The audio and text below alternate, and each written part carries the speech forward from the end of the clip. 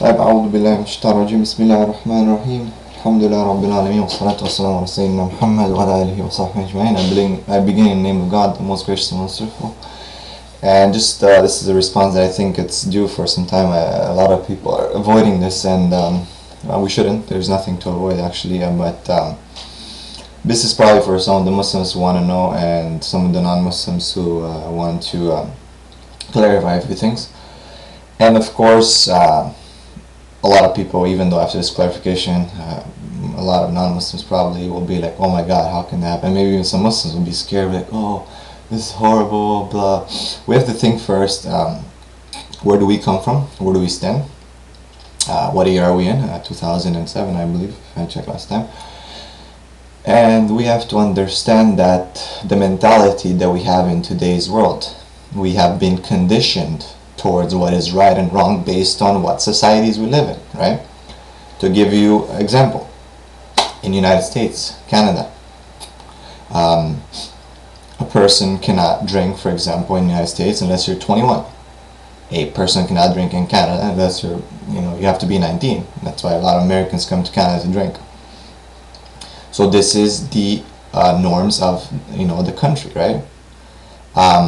A lot of people, for example, here you're not allowed to do tax evasion. For you have to do your taxes. Now you can get in very big trouble. You can, in the United States, you can be in jail for a long time if you mess with the IRS.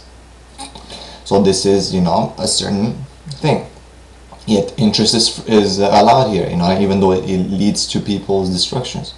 Smoking and drinking is allowed, even though it leads to people's destruction. It's something horrible, yet the government makes tax money off it. Every time you break the seal of the liquor bottle, you're paying the government. Every time you smoke, you're paying the government. Drugs are not legal because the government doesn't make money on it. Killing is not allowed, but you can get away with it sometimes if you fool the system. You can kill someone in defense and you will not really be charged. There's a lot of things that, for example, are part of the ethics of the countries, and we find that it's part of the Western ethics mostly. And then we find as we go to different countries that we find different ethics. Different people have different morals, different values, which to us might be very disturbing.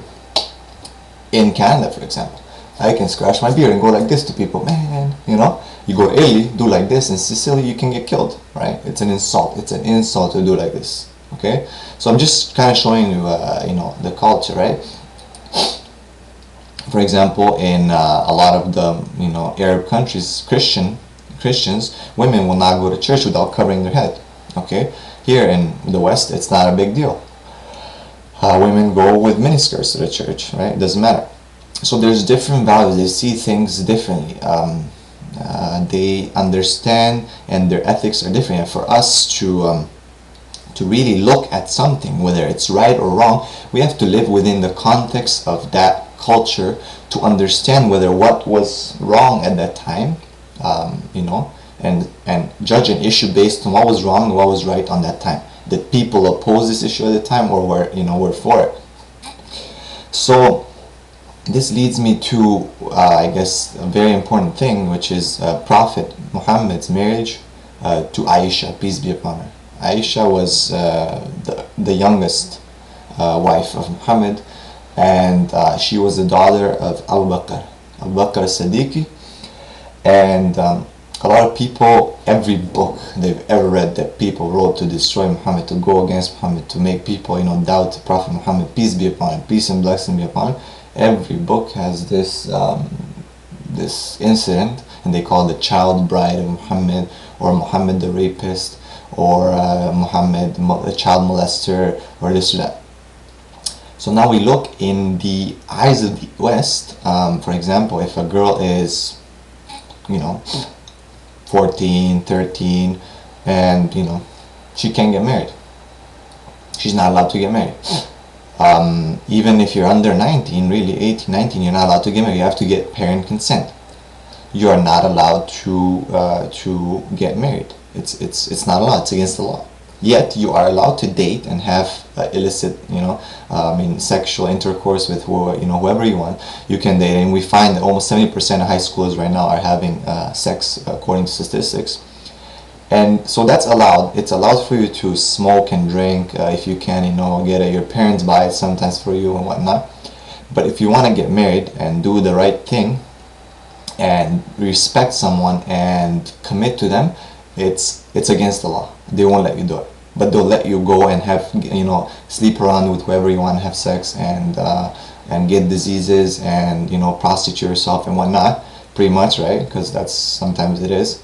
But they will not let you get married. So you see the mentality of people, and then they put it on us and they say, you guys are wrong. Look, Muhammad married a young girl. Okay, let's look in the history of what happened at that. So we're looking 1420 something years ago, when the Prophet Muhammad lived in the Jahil Arab society, where people were doing a lot of things, but they had customs. Okay, they had customs at that time, which included even, subhanAllah, believe it or not, which this was not part of the custom. There was something that they would do that's not part. They would bury their daughters. If they would have daughters, they would be ashamed of them. They would bury them. Okay, so this was actually something bad, but no one was to judge them. They were making their own things, pretty much. So a lot of the other customs were poetry and different things. Women, they have very different customs, right? So we find that one of the customs was that you could, and this is accepted throughout, the Arabia, and even throughout a lot of the countries today, today it's part of their understanding and ethics, and people are like, oh, that's horrible, that's retarded. You're thinking with your Western mind. You're thinking by applying your, ethics and your thought processing, you're going and you're judging people based on that. So you find that a lot of people will say, you know what, this is horrible. So Prophet Muhammad did marry Aisha, and when he married her, she was about 5 years old, and she was already engaged to someone before that, she was engaged to be married, obviously, to someone else, and then her father became Muslim herself, and that person broke the engagement, pretty much, and Prophet Muhammad, peace be upon him, was very close to Abu Bakr, so he, obviously, I'm not being apologetic here, so I'm not even gonna give you all the details of the story, because you'll be like, oh, he's trying to get around. He married her, right? So he married her, and he only consummated the marriage when the woman reached her period. After she reached her period and she went through her stage, she developed, then he consummated. She was about 9 years old, right? So people are like, oh my God, 9 years old, blah, I have a daughter, right? They said, well, you're forgetting a lot of important things. First of all, 1400 years ago, different climate, different part of the world. I come from Romania, actually. Women are more developed there than here at their younger age. Women reach their period more, and a lot of women will know that it varies between 8 to 11 years old that women will reach the period.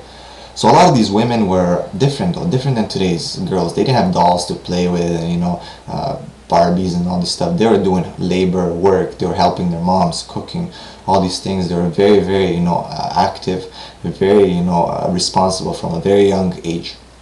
So these, you could call them already, when a woman, a lady, a girl would reach her puberty, she would get her menses, she would be a woman now, she wouldn't be a girl anymore, So Prophet Muhammad, obviously married her, and very important thing is that no one had any objection to it, because it was something widely spread. It was something normal for them, for the society.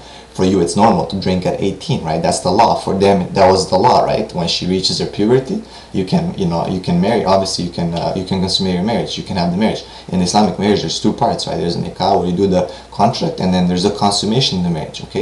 So they got married, and I know that might be upsetting to a lot of people, but if you look at it from the cultural point of view, from the aspect of different nations and different ethics, you find that no, you cannot impose your views, and of course this is something throughout right now, through globalization and westernization. You want everyone to embrace your views and just give up theirs, and what you say is right and everyone else is wrong. So but again, I bring you back to the very important issue, and I'll follow in my video.